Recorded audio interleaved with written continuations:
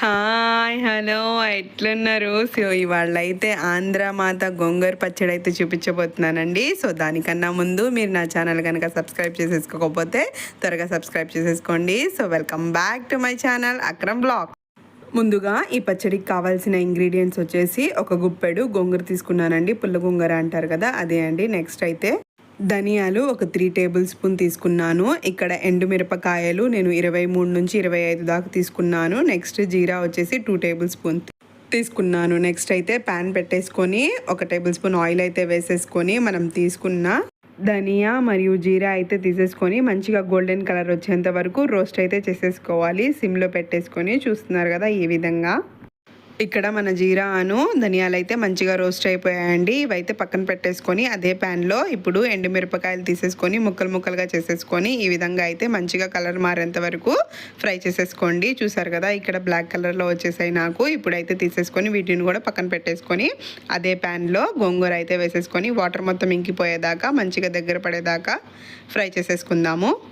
నేను ఇక్కడ ఎండుమిరపకాయలు ఎక్కువే తీసుకున్నానండి, ఒక 23 దాకా. మీరైతే తక్కువ తినాలనుకుంటే కారం కొన్ని తక్కువే తీసుకోండి, 10 to 15 దాకా. మేము కారం ఎక్కువ తింటాం కాబట్టి కొంచెం కారంగా ఉండాలని నేనైతే 23 తీసుకున్నానండి ఎండుమిరపకాయలు.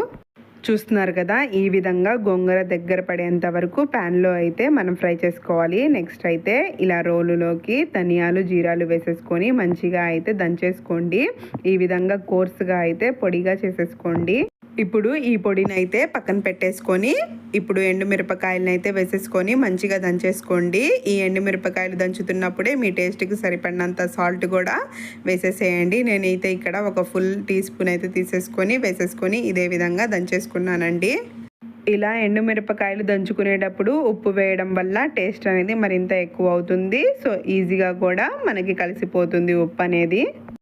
చూస్తున్నారు కదా ఈ విధంగా అయితే మంచిగా దంచేసుకున్నాము మేము ఎండుమిరపకాయల్ని. పొడి అయితే ఈ విధంగా ఉండాలండి. ఇలా అయిపోయిన తర్వాత పక్కన పెట్టేసుకోండి గిన్నెలో. తర్వాత ఒక చిన్న వెల్లుల్లిపాయ తీసేసుకొని చూసారు కదా నాకైతే 10 రెమ్మలు వచ్చాయి. వీటిని అయితే మంచిగా దంచేసుకుంటున్నాను. దంచేసుకున్న తర్వాత కచ్చాపచ్చాగా తీసేసుకొని పక్కన పెట్టేసుకోండి. ఇప్పుడైతే గోంగూర వేసేసుకున్నానండి నేను. ఈ గోంగూరని మంచిగా స్మూత్గా పేస్ట్ లాగా వచ్చేంత వరకు రోకలిలో వేసేసుకొని రుబ్బేసుకున్న తర్వాత మనం ముందుగా దంచేసుకున్న ధనియాల జీరా పొడిని అయితే వేసేసుకొని మంచిగా అయితే కలిపేసుకోండి ఇక్కడ చూపిస్తున్నట్టుగా. తర్వాత ఎండుమిరపకాయల పొడి చిన్న ఉల్లిపాయలు కచ్చా పచ్చాగా దంచుకున్నాం కదండి, ఆ రెండింటిని కూడా కలిపేసి ఇలా అయితే దంచేసుకోండి అంతా కలిసిపోయేటట్టు. ఒకవైపు నుంచి దంచుకుంటూ మరోవైపు నుంచి అన్ని మిశ్రమాలు బాగా కలిసిపోయేటట్టు చేత్తోటి కలుపుకుంటూ ఈ విధంగా చూపిస్తున్నట్టుగా అయితే దంచేసుకోండి.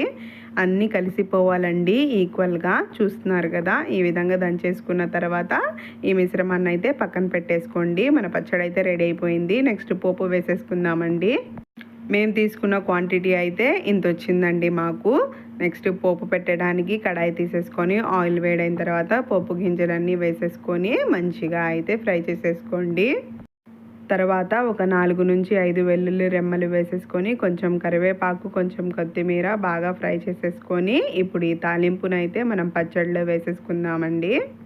ఇప్పుడు ఈ తాలింపు పచ్చడిలో బాగా కలిసిపోయేటట్టు మంచిగా అయితే కలిపేసుకోండి. అంతే అండి, నోరూరించే గోంగూర పచ్చడి అయితే రెడీ అయిపోయింది. ఈ రెసిపీ కనుక మీకు నచ్చినట్టయితే మీ ఇంట్లో ట్రై చేసి ఎలా వచ్చిందో కామెంట్ సెక్షన్లో అయితే చెప్పండి. ఈ రెసిపీ కనుక నచ్చినట్టయితే please like share and subscribe అండి. Thanks for watching.